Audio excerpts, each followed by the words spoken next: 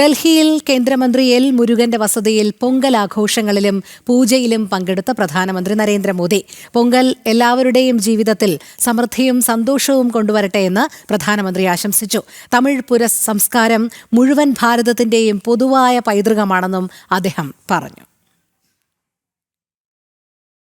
நம்முடைய மாண்புமிகு பாரத பிரதமர் அவர்கள் இன்றைய நிகழ்விடத்திற்கு வருகை தரும்போது பத்மஸ்ரீ விருது பெற்ற கலைஞர்கள் நாதஸ்வரம் இசைத்தம் கொண்டாடுவதில்லை. தமிழர்கள் வாழக்கூடிய அனைத்து பகுதிகளிலும் இருக்கக்கூடிய நாடும் உலகமே இந்த பொங்கல் பண்டிகையை மிக சிறப்பாக கொண்டாடுகிறது. ഭാരതത്തിന്റെ സാംസ്കാരിക വൈവിധ്യത്തിന്റെ സൗന്ദര്യം പ്രകടമാക്കുന്ന ഉത്സവവേളയിൽ ഡൽഹിയിൽ കേന്ദ്രമന്ത്രി എൽ മുരുകന്റെ വസതിയിലെ പൊങ്കലാഘോഷത്തിൽ പ്രധാനമന്ത്രി നരേന്ദ്രമോദി പങ്കെടുത്തു.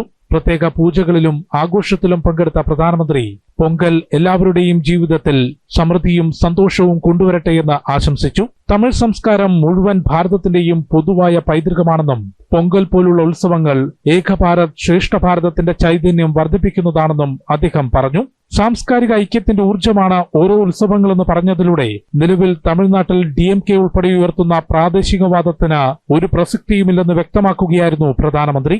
आज का भारत अपनी जड़ों से शक्ति लेकर नई संभावनाओं की ओर आगे बढ़ रहा है. आज पोंगल के इस पावन अवसर पर हम उस विश्वास को महसूस कर रहे हैं जो भारत को आगे बढ़ा रहा है.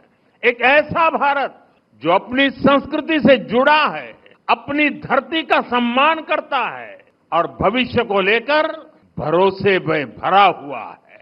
इनिय पोंगल नलवा कड़कतुक्कल वाळगा तमिल वळगा भारतम.